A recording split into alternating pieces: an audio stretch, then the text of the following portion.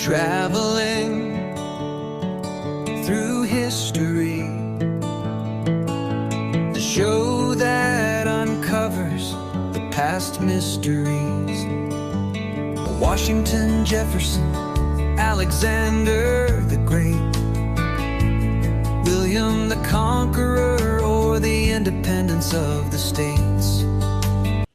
Well, welcome to another episode of Traveling Through History. Tonight we're going to talk about John Hancock and the 56 men who signed the Declaration of Independence and essentially did an act of treason against England.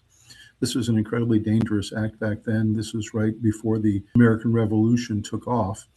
And you can imagine what these men put at risk, especially John Hancock and others who had means.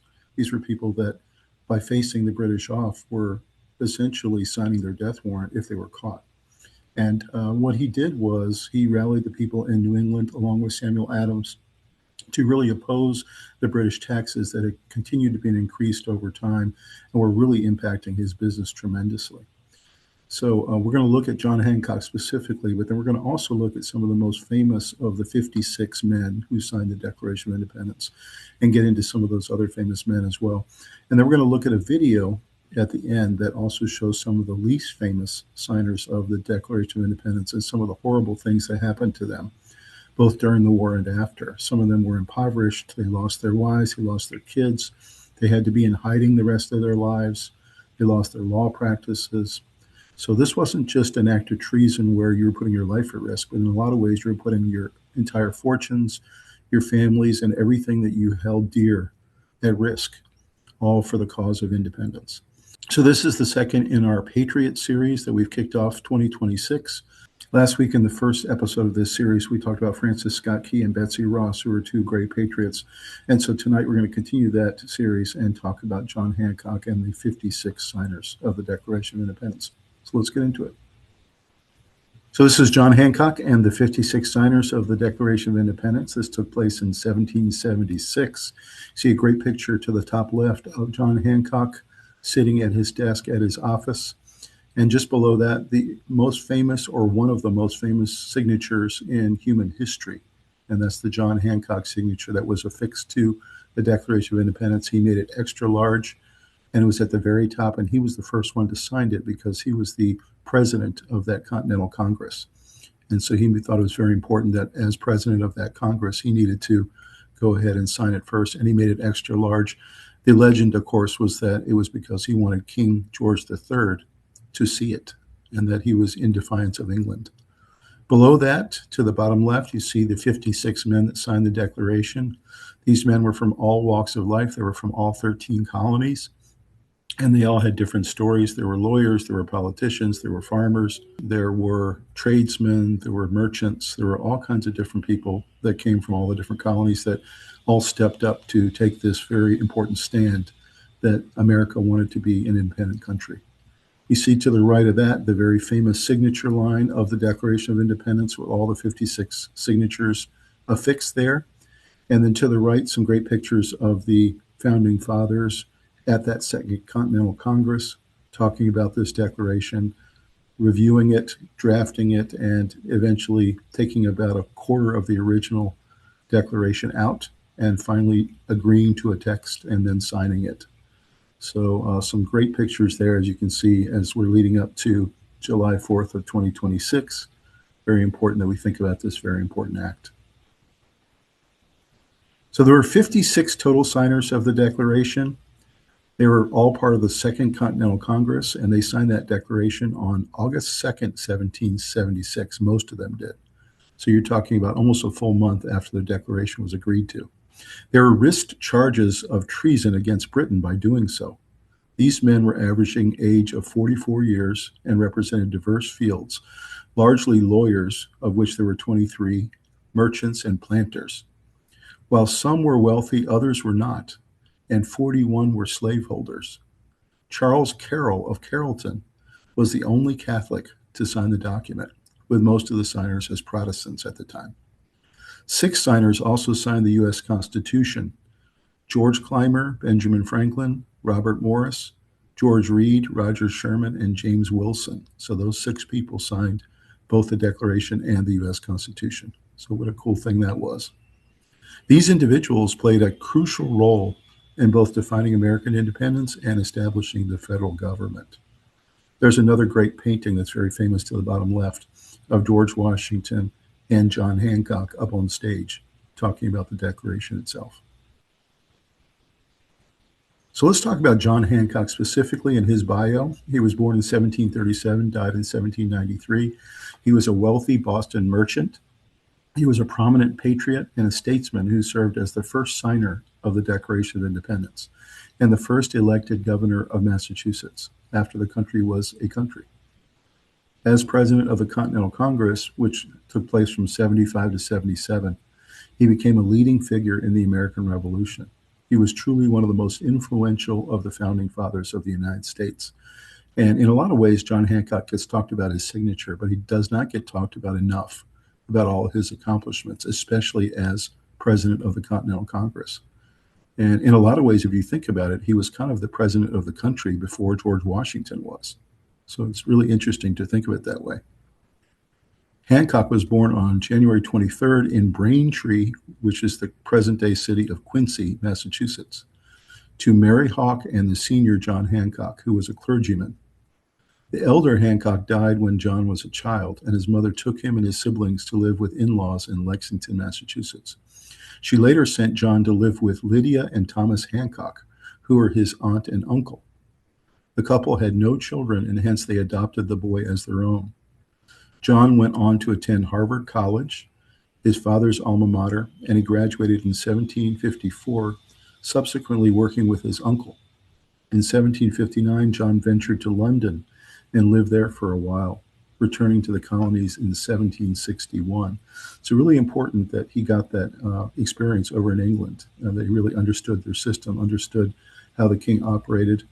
And it was just very important to him and to the others that he had that experience, because he later put it to good use when they were forming a government. So John Hancock, the businessman. John Hancock's uncle, Thomas, his health was failing upon Thomas's death in 1764. John inherited the family business and estate, which was substantial. Thomas was a very good businessman. The business was called the House of Hancock, and it was the most successful import-export business in the colonies in the 60s and 70s. They primarily imported goods from England and France, and to a lesser extent, some other European countries. They also exported whale oil, tobacco, and other colonial products. Hancock was very well known to be a tough negotiator, but he also treated people well who he did business with, so he had a really good reputation. He started to really despise the British as they continued to raise export and import taxes to raise more revenue for their foreign wars, especially against France. Hancock began to meet with other business leaders to see what could be done to avoid the heavy hand of taxes and to continue to keep the trade routes free from interference. The idea was to start smuggling goods around the British to avoid taxes altogether. And so that's what he did. He started to become essentially a trader and a smuggler at the same time. Hancock was a major political and financial force behind the opposition to the Tea Act, serving as a key leader in the events that led up to the 1773 Boston Tea Party. While he did not personally dump tea into the harbor, his influence, speeches, and leadership were instrumental in organizing the protest. And of course, he also worked very closely with Samuel Adams to get that protest going. See some great pictures there to the right of John Hancock with his uncle Thomas up top when he was young. And then down below, that's John Hancock when he was running the business. So in terms of John Hancock and politics, Hancock, who reputedly maintained a lavish lifestyle and often faced staunch criticism for his exorbitance, would become a major figure in the American Revolution.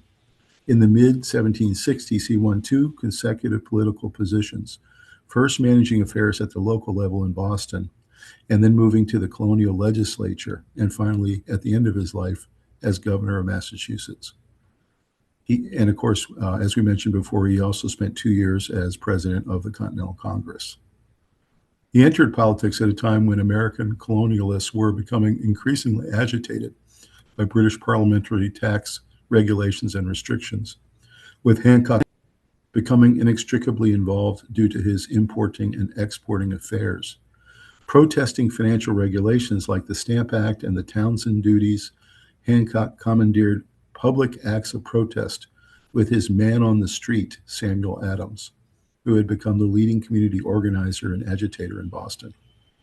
To avoid British taxation, Hancock had also allegedly taken to smuggling goods aboard his vessels in different ports all up and down the seaboard.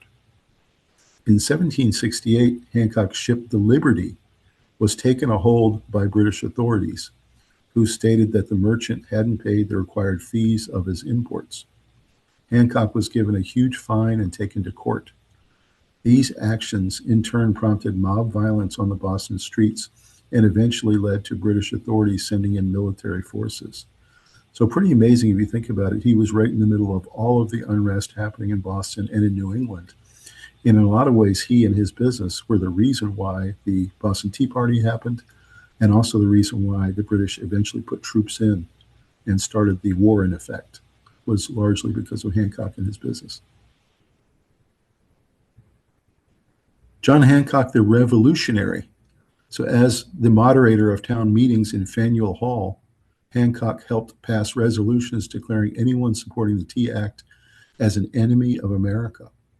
As one of Boston's wealthiest merchants, Hancock was a notorious smuggler of Dutch tea, which was being undercut by the British East India Company's cheaper tax tea under the 1773 Act.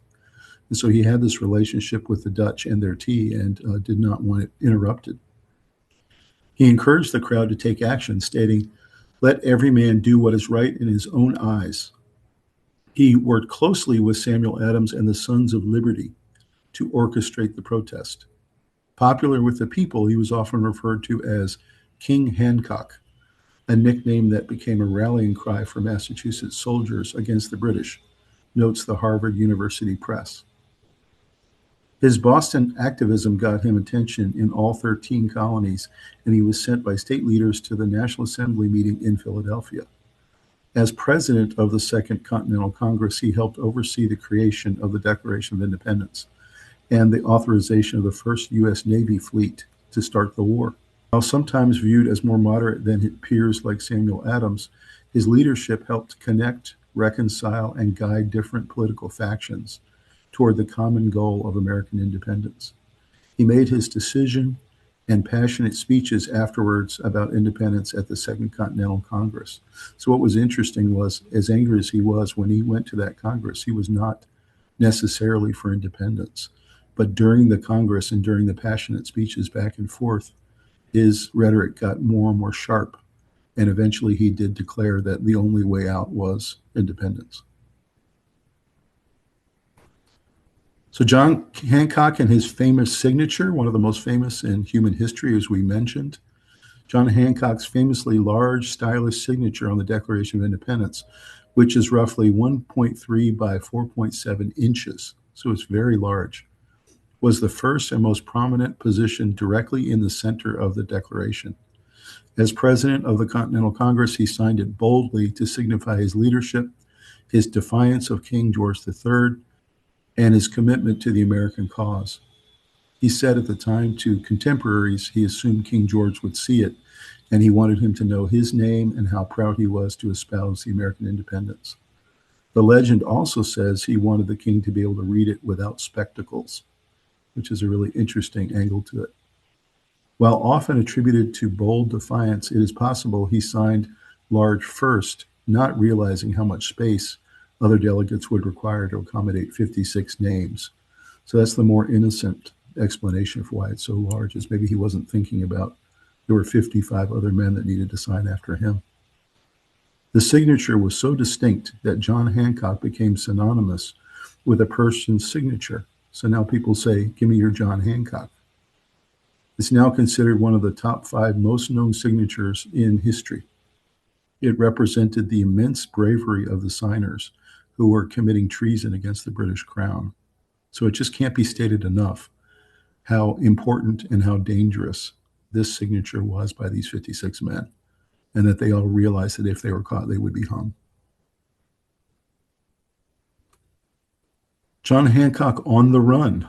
So on the night of April 18th to 19th in 1775, John Hancock and Samuel Adams, along with several of the Sons of Liberty, were in Lexington, Massachusetts when they were warned by Paul Revere on his famous ride. British troops were marching from Boston to arrest them and seize rebel supplies in Concord. You see a great picture there to the right of Paul Revere's famous ride. And what's interesting about that is he is part of the legend, but really there were 40 different riders that went out all in the New England countryside. He was one of them, but there are many others.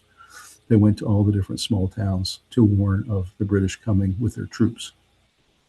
Fearing capture for treason, Hancock and Samuel Adams fled Lexington for Woburn, eventually moving to Worcester for safekeeping.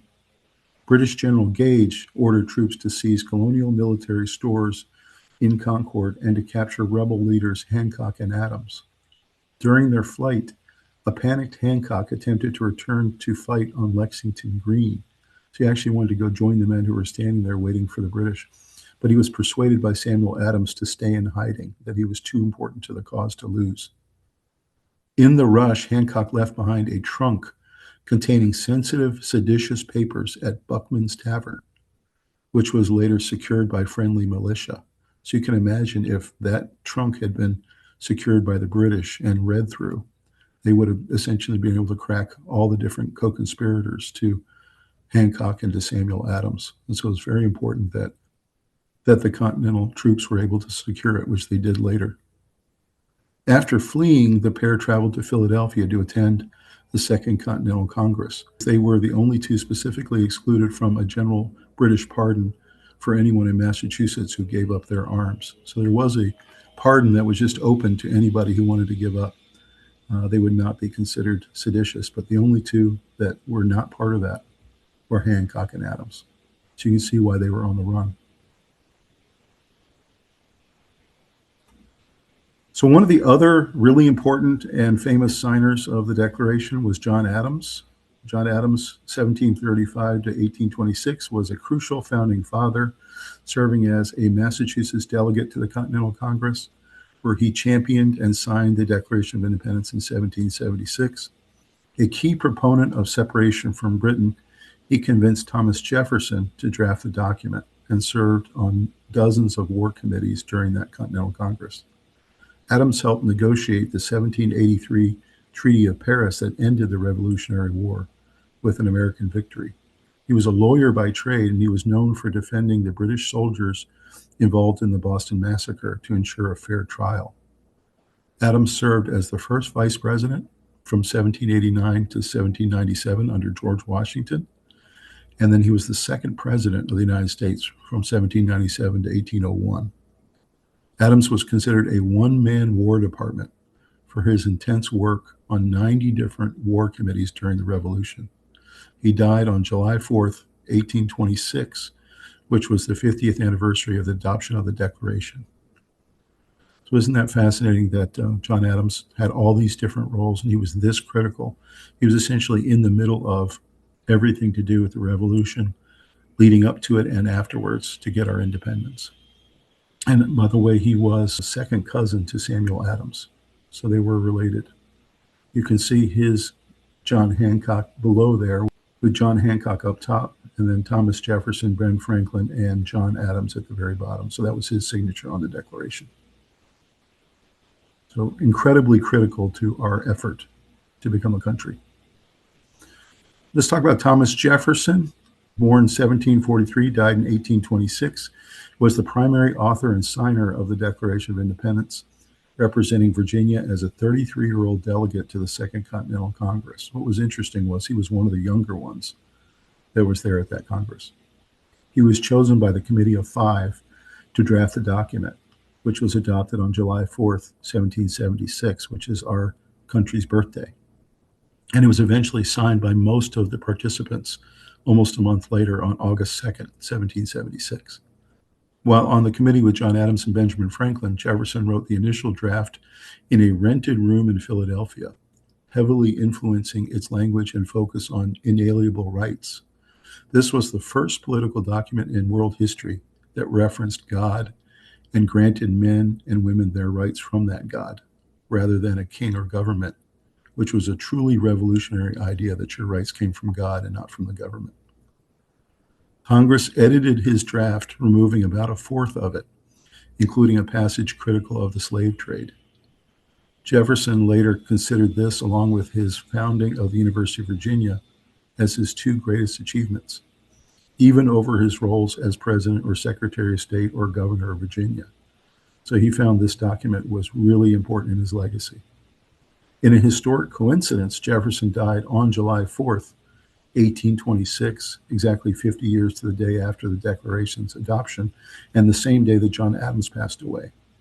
And neither of them were aware that they both passed away on the same day in the same year. Jefferson's contribution to the founding document was pivotal, establishing him as a key figure in the American Enlightenment and the struggle for independence. And again, you can see his picture right there to the right, just under John Hancock. So another absolutely critical member of the Founding Father group that got us to our independence. And obviously he was the best writer of that group, which is why they chose him to draft the Declaration. Let's talk about Benjamin Franklin. He was the signer of the Declaration in 1776 at the age of 70. He was the oldest signer, and he was also one of the few founding fathers to sign both the Declaration and the U.S. Constitution. He was a key member of the Committee of Five that drafted the document and played a vital role in securing French support for the American cause during the Revolution. Franklin was a leading intellectual and statesman instrumental in America's founding, and he was often considered the grandfather of America. One of the reasons for that is he was one of the oldest of all the men that were meeting to talk about independence. They considered him kind of like the grandfather of the group. He served on the committee with Thomas Jefferson, John Adams, Roger Sherman, and Robert Livingston to draft the Declaration. After signing, he went to France to negotiate crucial alliances and financial support for the war, including money, ships, equipment, and French leadership. During the war, Franklin spent most of his time in France, but he also appeared in England for diplomatic discussions towards the end of the war. So, of course, he had an incredibly critical role, as you can see, Benjamin Franklin, in everything that was happening, all the different constitutional congresses. He represented the state of Pennsylvania and, of course, one of the oldest and most intellectual of the original founding fathers. And you can see his picture there to the bottom right, just below Thomas Jefferson's. And that was his signature on the Declaration. So next is Roger Sherman. He was a crucial founding father from Connecticut, famously the only person to sign the Declaration of Independence, the Articles of Confederation, and the U.S. Constitution, and the Continental Association. So he's the only person to sign all four of those, the only one that was there for all those different events. So really was absolutely critical as one of our founders. He served on the Committee of Five of the Declaration, helped draft the Articles, and proposed the Great Compromise at the Constitutional Convention some years later, shaping the U.S. government significantly as a lawyer, a judge, and a statesman. Born in Massachusetts in 1721, Sherman was largely self-taught, and he studied law privately after working as a shoemaker. He became a successful lawyer, judge, and politician in Connecticut, serving in its assembly and in the Continental Congress. He died in 1793, having served in the U.S. House and Senate, leaving a legacy as a foundational figure in the formation of the U.S.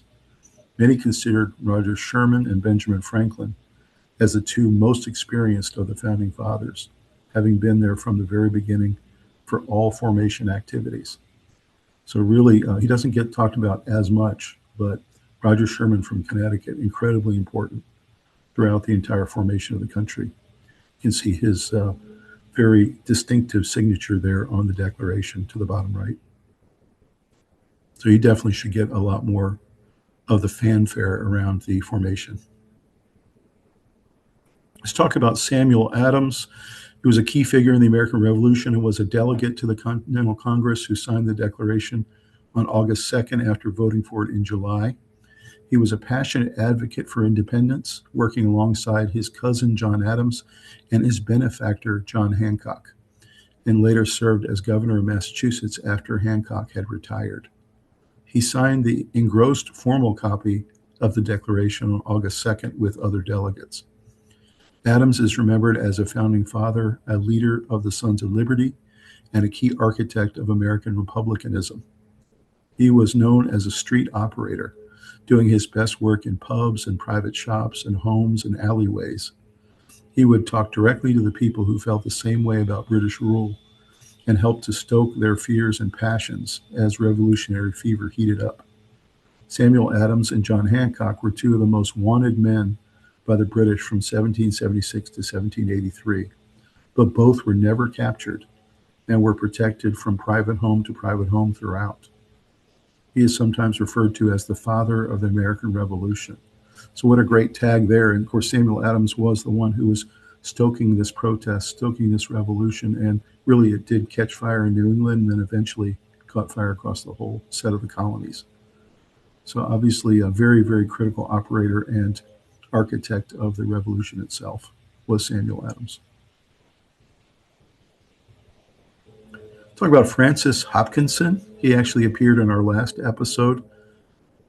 Francis Hopkinson, 1737-1791, was an American founding father, an author, a jurist who signed the Declaration of Independence as a New Jersey delegate to the Second Continental Congress in 1776.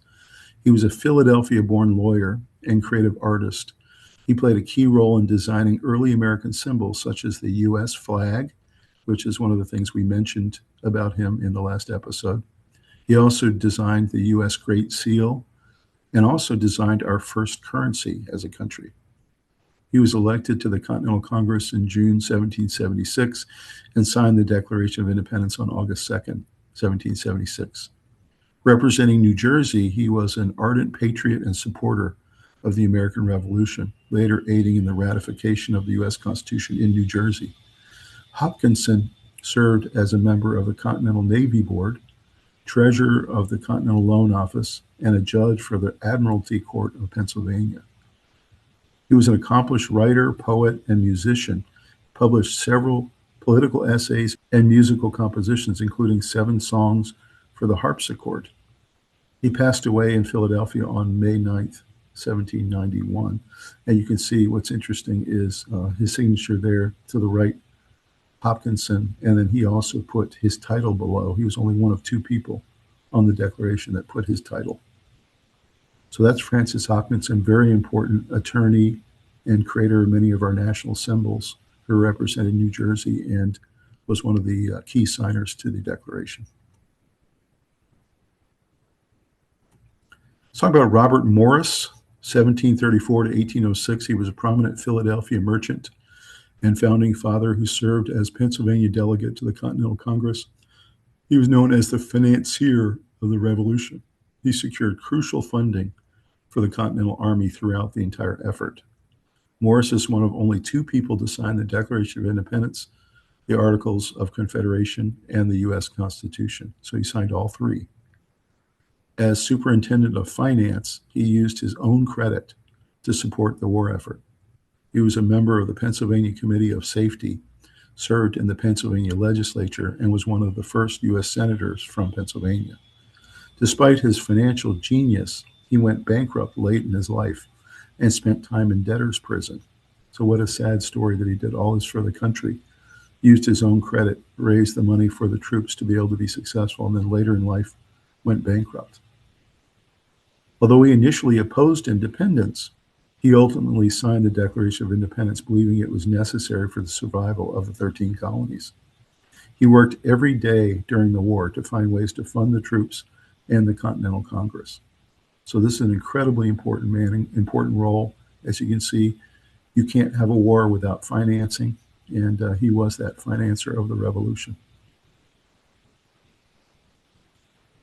Talk about the 2 Lees, Richard Henry and Francis Lightfoot. First, Richard Henry was a prominent Virginia statesman who not only introduced the resolution for independence in the Second Continental Congress, but was also a signer of the Declaration of Independence. He played a pivotal role in the movement for independence, leading to the famous document that he later signed. Lee proposed the resolution itself for independence on June 7th, 1776, so about a month before it was approved. He served as a delegate from Virginia to the Continental Congress and was one of the great orators at the event in Philadelphia. Apparently, Richard Henry Lee almost every day would give a very passionate speech for independence and why the country needed to go in a different direction. He's recognized as one of America's founding fathers and was a signatory of the Declaration. It's a really important man from Virginia, Richard Henry Lee, prominent Virginia statesman, and as you can see, he's the one who actually introduced the resolution that became eventually the Declaration.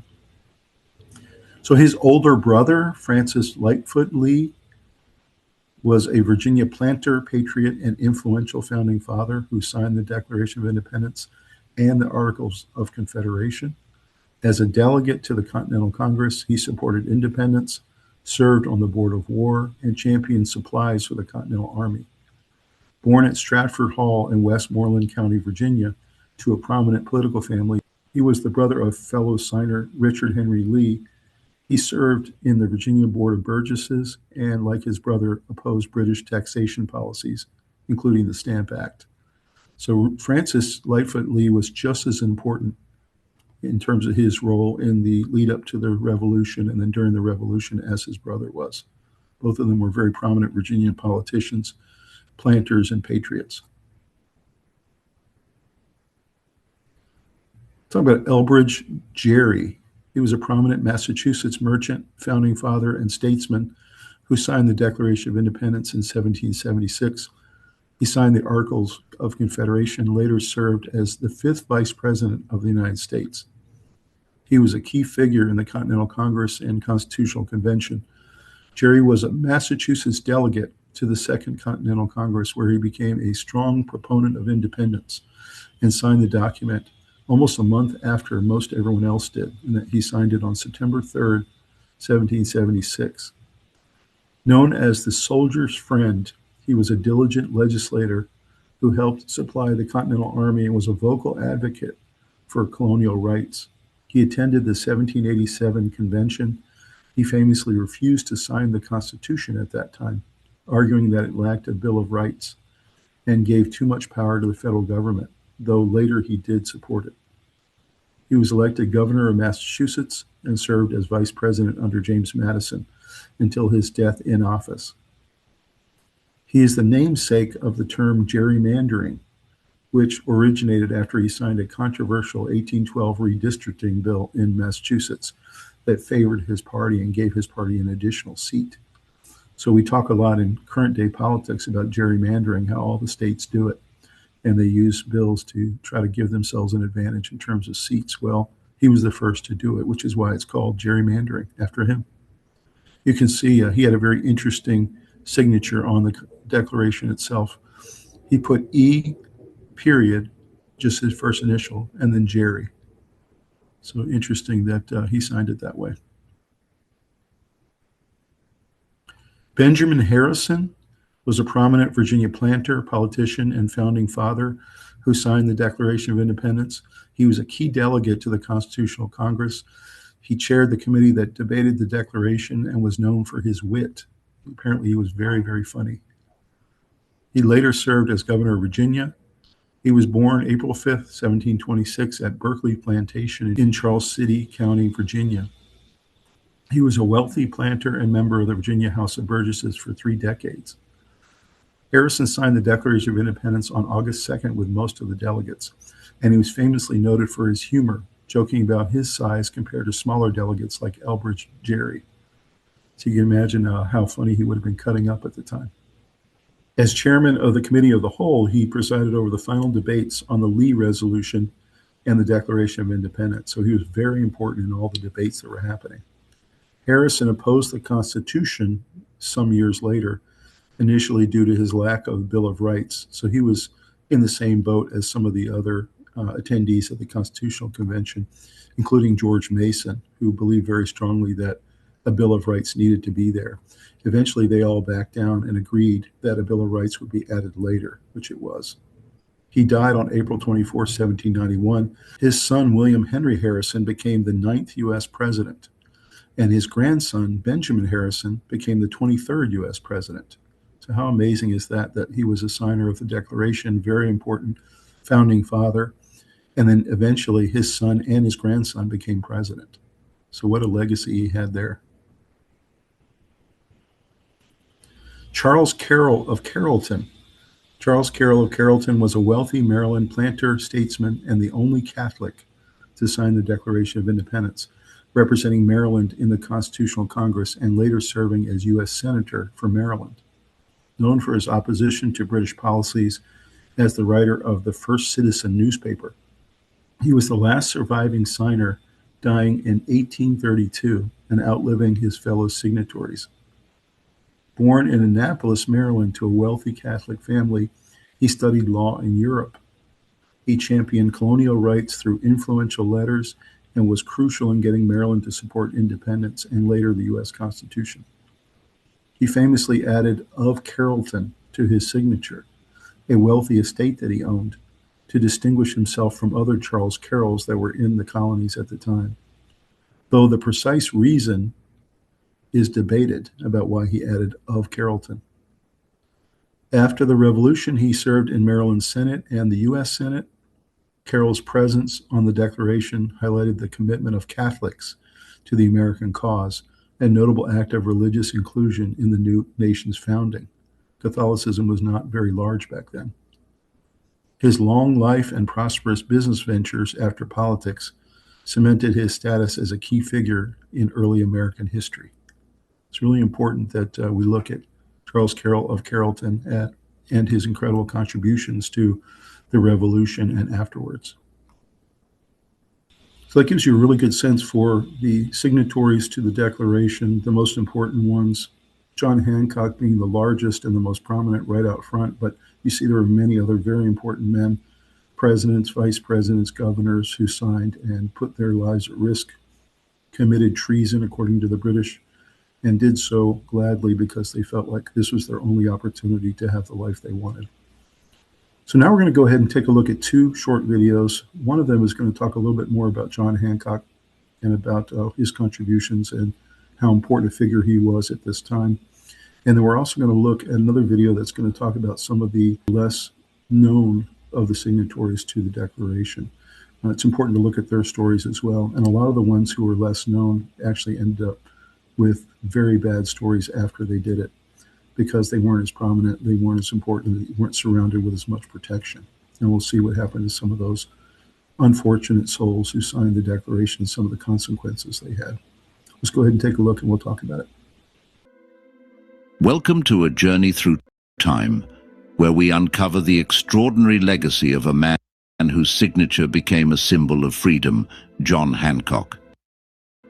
From the bustling streets of colonial Boston to the moment he boldly signed the Declaration of Independence, Hancock's story is one of resilience, leadership, and unwavering patriotism. John Hancock was destined for greatness. Orphaned at a young age, he was raised by his wealthy uncle, who introduced him to the world of commerce and politics. By his early 20s, Hancock had inherited a vast trading empire, making him one of the richest men in New England. As tensions between the American colonies and British rule escalated, Hancock found himself at the heart of the resistance. His ships were seized, his wealth was threatened, but he remained unwavering. He became a fierce advocate for colonial independence and soon aligned with Samuel Adams and the Sons of Liberty. The Second Continental Congress convened in 1775, and John Hancock was elected its president. Then came July 4th, 1776. When the time came to sign the Declaration of Independence, Hancock took the quill and, with a sweeping stroke, wrote his name larger than anyone else's. His reason: so King George can read it without his spectacles. As the war raged on, Hancock used his fortune to fund the fight for independence. He even commanded troops in the Battle of Rhode Island. Though not a military strategist, his commitment to the cause never wavered. After the war, Hancock became Massachusetts' first governor, guiding the state through its early days in the new republic. His leadership helped stabilize the region and solidify the ideals of democracy. Though he passed away in 1793, Hancock's legacy remains unshaken. His name is synonymous with boldness, courage, and the American spirit. Today, when we say, "Put your John Hancock here," we honor the man who risked everything for freedom. John Hancock's impact on history is undeniable. His leadership, wealth, and bravery helped shape a nation that stands for liberty and justice. He was more than just a signature. He was a symbol of defiance and hope. Let's remember him, not just as a name on a page, but as a patriot who helped define America's destiny. 56 men signed the Declaration of Independence. 56 men signed a document guaranteeing our right to pursue our happiness. What sort of men were these? 24 were judges and lawyers. 9 were farmers and plantation owners. 11 were merchants. The remaining 12 were doctors, ministers, and politicians. Well-educated men of means, knowing full well that signing such a document would mean certain death if captured. Fire! Prime and load! These 56 men sacrificed everything to ensure our freedom. 5 were tortured and subsequently died. 12 had their homes ransacked and burned. 9 died fighting the Revolutionary War. Signer and New York delegate Francis Lewis was born in Wales, the only child of a clergyman and orphaned at an early age. His signature proved costly indeed. Francis Lewis saw his home plundered and properties destroyed. The enemy incarcerated his wife, and she died months later. Signer Carter Braxton, born in Virginia, invested much of his wealth as a successful planter and trader into the revolutionary cause. The British destroyed his private fleet as well as a number of his plantations. After selling his home and remaining possessions to pay his debts, Carter Braxton died in rags.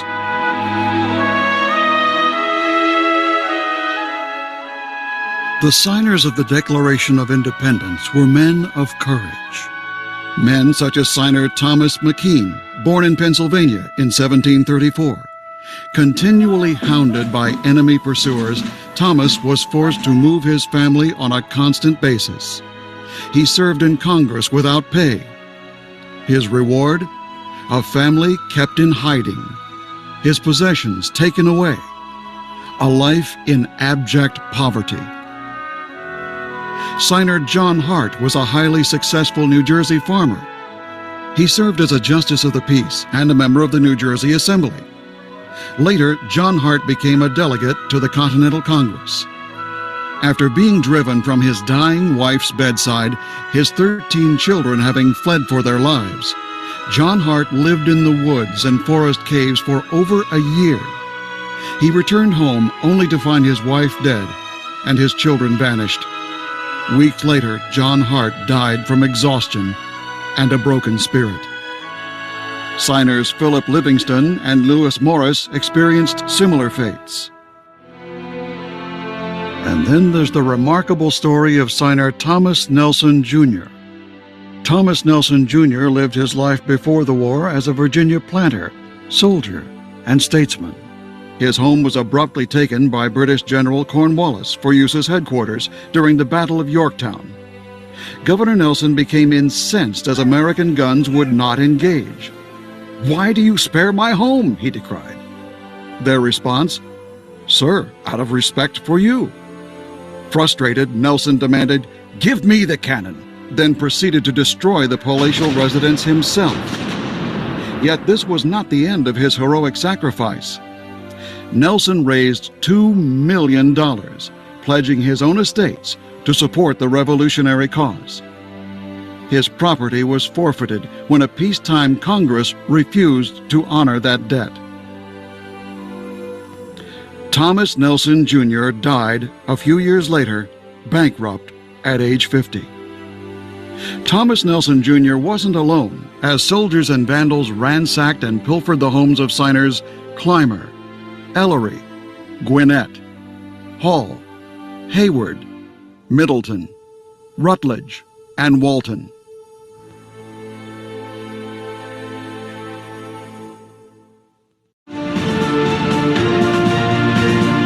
So let us honor the unparalleled sacrifices of these 56 men and thank them.